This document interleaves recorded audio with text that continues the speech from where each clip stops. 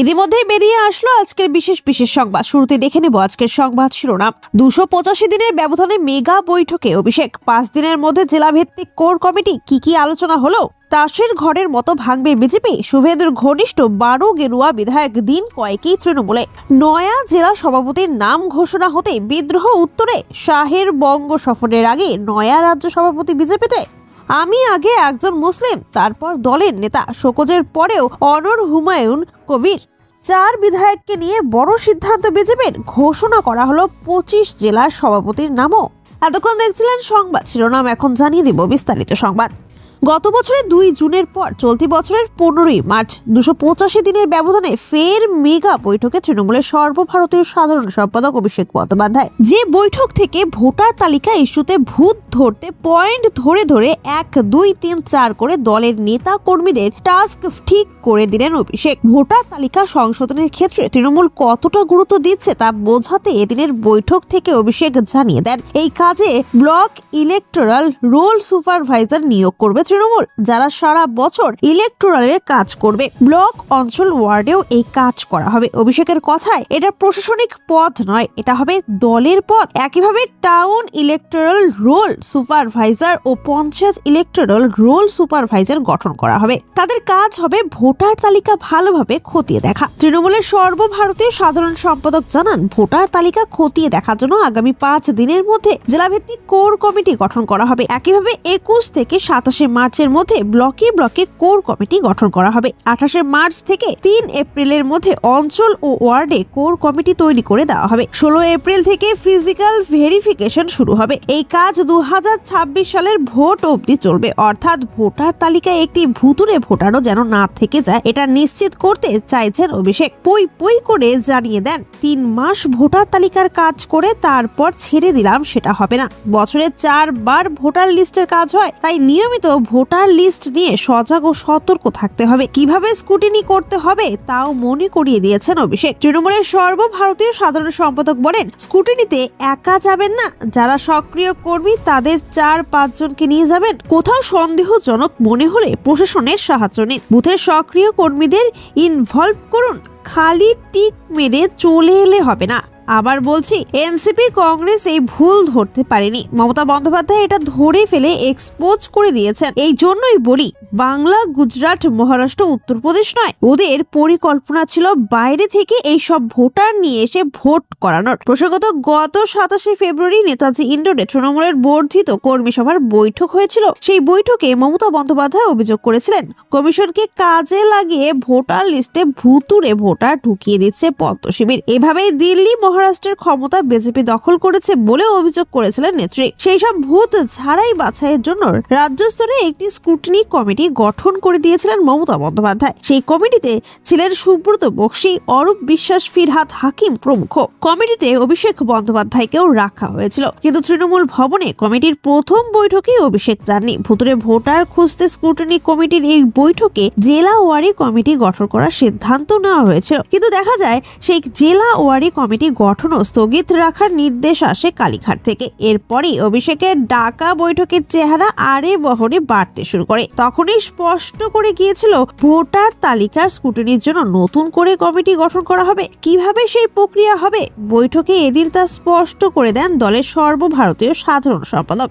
আসছি পরবর্তী সংবাদে। বছর ঘুরলেই রাজ্যে ফের একটি বিধানসভা নির্বাচন। তার আগেই বাংলায় তাসের ঘরের মতো ভেঙে পড়ছে বিজেপি, নাকি এটা নিছকই শাসক দল তৃণমূলের চাপে ফেলার প্রচার? বিষয়টি স্পষ্ট না হলেও অন্তত রাজ্যের প্রাক্তন মন্ত্রী তথা তৃণমূলের বর্ষিয়ান নেতার মন্তব্যে সেই জল্পনায় মাথা চাড়া দিয়েছে। তার দাবি, একসঙ্গে 12 বিজেপি বিধায়ক নাকি তৃণমূলে যোগ দিতে চলেছেন। ইন্ডিয়ান এক্সপ্রেস বাংলাকে প্রাক্তন উত্তরবঙ্গ উন্নয়ন মন্ত্রী তথা কোচবিহারের পুরপ্রধান রবীন্দ্রনাথ ঘোষ বলেন, অনেকদিন থেকেই ওরা যোগাযোগ করছে। নির্বাচনের ঠিক আগে তারা যোগ দেবেন। উত্তরবঙ্গে প্রায় 14 জনের মতো রয়েছেন। আমার জেলা কোচবিহার থেকে আপাতত 3 জন ও আরো একজন বিধায়ক একবার এগোচ্ছেন ও একবার পিছোচ্ছেন। তৃণমূলে যোগ দেওয়ার জন্য উত্তরবঙ্গে বিজেপির 12 থেকে 14 জন বিধায়ক যোগাযোগ করছেন। তবে রবীন্দ্রনাথ ঘোষের এই দাবিতে গুরুত্ব দিতে নারাজ বিজেপি নেতা মনোজ টিগ্গা। ইন্ডিয়ান এক্সপ্রেস বাংলাকে তিনি বলেছেন, এই দাবি ভিত্তিহীন, এই দাবির কোনো সভ্যতা নেই। এইসব বলে চমক দিতে চাইছেন, আমাদের কোনো বিধায়ক কোথাও যোগ দেবেন না, কেউই যোগ দেবেন না। উল্লেখ্য, দিন কয়েক আগে খাস শুভেন্দু অধিকারীর গড়ে বড়সড় ধাক্কা দিয়েছিল তৃণমূল। সিপিএম থেকে বিজেপিতে যোগ দিয়ে বিধায়ক হওয়া তাপসী মণ্ডল দল বদল করে যোগ দিয়েছেন তৃণমূলে। হলদিয়ার বিধায়ক তাপসী মণ্ডলকে দল বদলের বড় পুরস্কারও দিয়েছেন মমতা বন্দ্যোপাধ্যায়। তাকে রাজ্য নারী ও শিশু ও সমাজ কল্যাণ দপ্তরের অধীনে নারী উন্নয়ন বোর্ডের চেয়ারপারসন করা হয়েছে। শুভেন্দু অধিকারী জেলায় বিজেপিতে বড়সড় ধাক্কা দিয়ে তাপসী মণ্ডলকে দলে টানার পর থেকে তৃণমূলের বড় ছোট নেতারা বিজেপির আরো বিধায়কের দল বদলের জল্পনা তুঙ্গে তুলেছেন। সম্প্রতি তৃণমূল নেতা কুণাল ঘোষ দাবি করেছিলেন, বিজেপির বেশ কয়েকজন সাংসদ তৃণমূলে আসার জন্য তৈরি হয়ে রয়েছেন। এমনকি কুণাল ঘোষের দাবি ছিল, বেশ কয়েকজন বিজেপি বিধায়কও তৃণমূলে যোগ দিতে ইচ্ছুক। কুণালের সেই মন্তব্যের পরপরই এবার তৃণমূল নেতা রবীন্দ্রনাথ ঘোষের এখনো মন্তব্যে নতুন করে জলঘোলা শুরু হয়েছে রাজ্য রাজনীতিতে। আসছি পরবর্তী সংবাদে।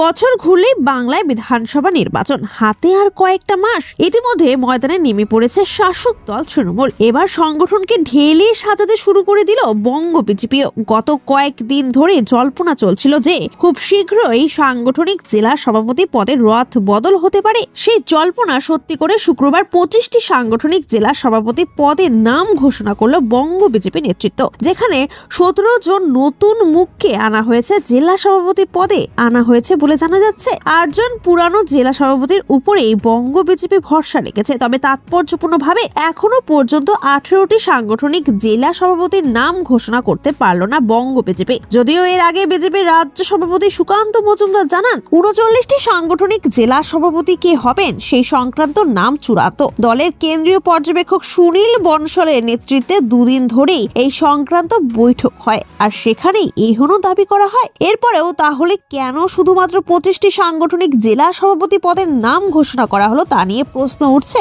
নয়া জেলা সভাপতি হিসাবে নাম ঘোষণা হতে বিদ্রোহ জলপাইগুড়ি বিজেপিতে। সাংগঠনিক রথ বদলে একাধিক নতুন মুখকে জেলা সভাপতির পদ দেওয়া হয়েছে। তেমনি জলপাইগুড়ি সাংগঠনিক জেলার দায়িত্ব দেওয়া হয়েছে শ্যামল রায়কে। আর এরপরে রাজ্য ও কেন্দ্রীয় নেতৃত্বের বিরুদ্ধে তোপ বিক্ষুব্ধ গোষ্ঠী। তাদের অভিযোগ, এসি ঘরে বসে জেলা সভাপতির নাম চূড়ান্ত করা হয়েছে। এই বিষয়ে দলের কর্মীকে গুরুত্ব দেওয়া হয়নি বলে অভিযোগ। এই বিষয়ে আগামী সোমবার থেকে আন্দোলনে নামবেন বলেও হুঁশিয়ারি। প্রাক্তন জেলা সভাপতির অভিযোগ, নতুন জেলা সভাপতি আর এসপি তৃণমূল হয়ে বিজেপিতে যোগ দিয়েছেন। কর্মীদ্বয়ের আবেহকে এক্ষেত্রে গুরুত্ব দেওয়া হয়নি বলেও দাবি। বঙ্গ বিজেপিতে নয়া রাজ্য সভাপতি কে হবেন তা নিয়ে জোর জল্পনা চলছে গত কয়েকদিন ধরেই। এই বিষয়ে দফায় দফায় অমিত শাহ বৈঠক করেছেন। এমনকি সামনেই শাহের বঙ্গ সফর আছে, আর তার আগেই নতুন সভাপতির নাম ঘোষণা হতে পারে জল্পনা। বিশেষ করে সাংগঠনিক স্তরে রথ বদলের পরে এই প্রশ্ন আরো জোরালো হয়েছে।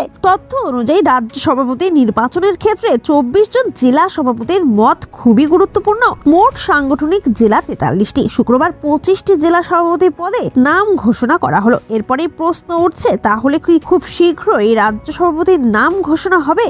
আসছি পরবর্তী সংবাদে। বিতর্কিত মন্তব্য করে ফের শিরোনামে উঠে এসেছেন ভরতপুরের তৃণমূল বিধায়ক হুমায়ুন কবির। সম্প্রতি রাজ্যের বিরোধী দলনেতা শুভেন্দু অধিকারী চিয়াংদোলা মন্তব্যের প্রেক্ষিতে ঠুসে দেওয়ার হুঁশিয়ারি দেন তিনি। সেই সঙ্গেই বিজেপি বিধায়ক মুর্শিদাবাদে গেলে তাকে দেখে নেওয়ার কথাও বলেন। সংবাদ মাধ্যমের মুখোমুখি হয়ে হুমায়ুন বলেন, আমার জাতের উপর আক্রমণ করা হবে আর আমি ছেড়ে দেব? সবার আগে আমার ধর্ম, তারপর দল। বিগত কয়েকদিন ধরে এখনো বিস্ফোরক মন্তব্যের পর বিধানসভার শৃঙ্খলা রক্ষা কমিটির তরফ থেকে ভরতপুরের বিধায়ককে শোকজ করা হয়। শনিবার সেই নোটিশের উত্তর দিয়েছেন তিনি। তবে তারপরেও নিজের বক্তব্যে অনড় বলে জানিয়েছেন তৃণমূল বিধায়ক। একটি সর্বভারতীয় সংবাদ মাধ্যমের কাছে কথা বলেছেন তিনি। হুমায়ুন বলেন, তাকে একটি 31 সেকেন্ডের ভিডিও ক্লিপিং পাঠানো হয়েছিল। তার মন্তব্যের কারণ ব্যাখ্যা করতে বলা হয়। ভরতপুরের বিধায়ক বলেন, গতকাল সকাল 9:35 সেই চিঠির উত্তর দিয়েছেন তিনি। হুমায়ুন স্পষ্ট বলেন, দলের বিধায়ক হিসেবে আমি কোনো নিয়ম ভাঙিনি। তৃণমূল বিধায়কের কথায় তিনি দলের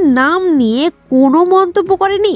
ব্যক্তি হিসেবে শুভেন্দু অধিকারীর কথার প্রতিবাদ করেছিলেন। সেদিন যে মন্তব্য করেছিলেন তা নিয়ে কোনো আক্ষেপ নেই বলে জানিয়েছেন তিনি। ভরতপুরের এমএলএর কথায় আমি আমার বক্তব্যে অনড় আছি, অনড় থাকবো। এই নিয়ে কোনো দুঃখ প্রকাশ করব না। এই প্রসঙ্গে কথা বলতে গিয়ে হুমায়ুন বলেন, 1963 সালে আমার জন্ম হয়েছে। সেই সময় তৃণমূল কংগ্রেসের কোনো অস্তিত্ব ছিল না। আমি তৃণমূল কিংবা কংগ্রেস হিসেবে জন্মাইনি। মুসলিম মায়ের পেটে জন্মগ্রহণ করেছি। জীবন থাকতে দ্বিচারিতা করতে পারবো না। আমি আগে একজন মুসলিম, তারপর দলের নেতা, এরপর আমি দলের অনুগত সৈনিক, স্পষ্ট বলেন তৃণমূল বিধায়ক।